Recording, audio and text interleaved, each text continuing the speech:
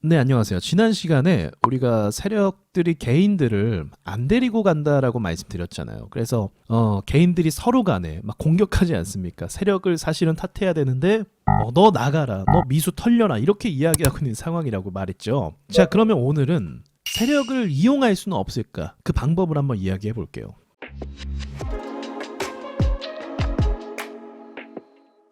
자, 세력이 가장 많이 이용하는 전략 중에 하나가 언론입니다. 차트를 내리는 부분도 있어요. 차트를 내리면 압박을 받게 되죠. 근데 여기서 끝이 아니라 언론에서 안 좋은 기사, 뭐 경제가 이렇다 저렇다 하면서 부정적인 여론을 만들면 사람들은 더 버틸 수가 없게 돼요. 가격이 떨어지는 것도 부담이 되는데 언론에서 앞으로 더 안 좋아질 거래. 경기가 이상해질 거래.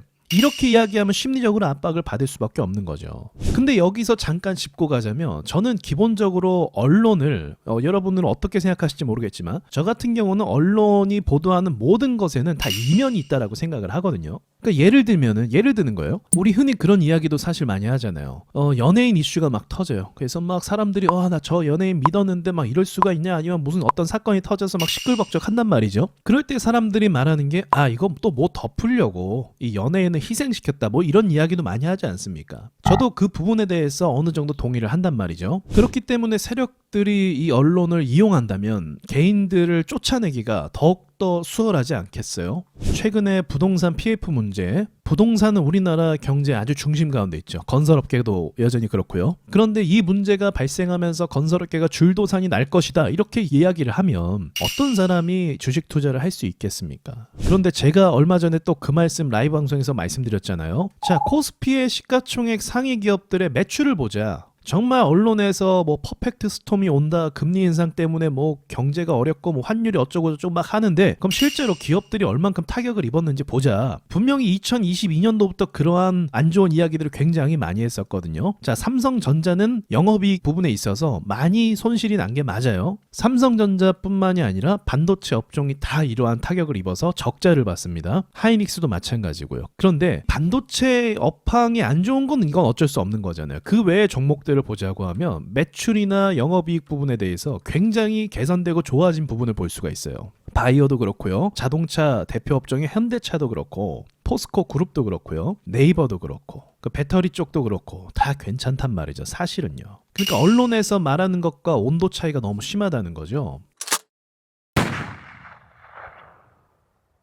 그러니까 저는 이것이 이제 세력들과의 또 연관성이 있다라고 보고 있는데, 그러면 이제 이것을 어떻게 반대로 이용할 수 있냐? 그거는 우리가 또 어떻게 캐치할 수 있냐면 언론에서 어떤 걸 계속 주목시키는지를 봐야 돼요. 그러니까 우리 주식이니까 산업 쪽이겠죠. 어떤 산업에 대해서 계속 주목하고 자주 이야기하고 자주 긍정적으로 이야기하는지를 찾아봐야 된다는 거죠. 그 키워드가 바로 뭡니까? AI입니다. 그럼 여기서 느낌이 오실 거예요. 그동안 우리가 뉴스를 종종 볼 때마다 AI에 대해서 비관적이거나 부정적으로 이야기하는 건 거의 못 봤어요. 자, 그래서 작년에 AI 종목들이 어떻습니까? 많이 올랐고, 그리고 충분히 조정받고 떨어져도 이상하지 않은데 어느 정도 절반까지 가격을 지켜주고 보합을 가고 있단 말이죠. 그리고 미국에서도 마찬가지로 계속적으로 AI 산업에 대해서 어떤 기술이 새롭게 나오고 또 호재가 나오고 이런 부분들을 계속 보도하고 있는 상황입니다. 그러니까 경제가 안 좋고 뭐가 문제가 있어도 세력들이 계속 밀어서 올리는 섹터나 분위기는 있단 말이죠. 그게 바로 AI라고 볼 수 있는 거고,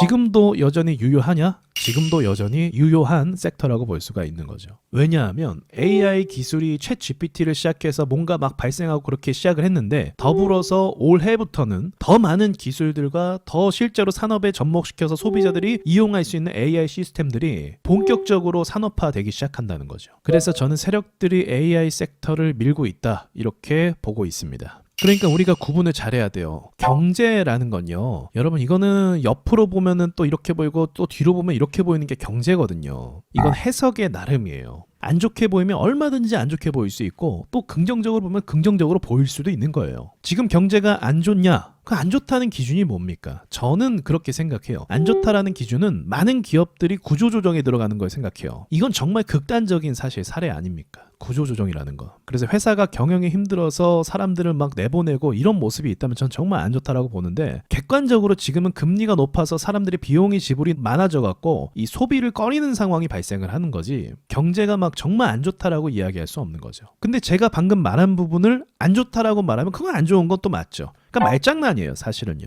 금리라는 건 결국 계속 올리는 게 아니라 어느 정도 시장이 과열된 걸 멈추면 다시 내리게 되어 있습니다. 그러면 어느 정도 돈이 풀리기 때문에 또다시 경제가 활성화되는 거예요. 그러니까 이 순환 사이클이라고 하죠. 이 순환 사이클로 보면은 지금 과열이 돼서 조금 침체 이렇게 볼 수 있는데 이게 위기고 문제고 그렇게 보기에는 어렵다는 거죠. 근데 그 가운데서 세력들이 계속적으로 긍정적으로 보도하는 것이 있으니 1, 2년 전에는 전기차 섹터였다고 한다면 지금은 AI라고 볼 수가 있는 거죠. 그래서 반복적으로 언론에서 긍정적으로 계속 내보내는 기사 그런 것들을 우리가 캐치할 필요가 있어요. 언론을 이용하는 건 분명하거든요. 그리고 얘네가 이제 나중에는 본인들이 어느 정도 좀 많이 올렸을 때는 이제 대놓고 주가가 오른 것을 보여주면서 그 AI 관련된 회사들을 뉴스 보도를 통해서 소개를 할 겁니다. 그때가 이제 끝물로 간다 그렇게 생각하시면 돼요. 에코프로도 뉴스에서 막 때릴 때가 끝물이었거든요. 그런데 아직은 AI 종목이 뭐가 이렇게 크게 올라서 막 사람들이 관심 있고 이런 이야기 나오지 않고 있죠. 그러니까 아직 진행 중이라고 전 생각을 하는 겁니다. 자, 여기까지 말씀드리고 마치도록 하겠습니다.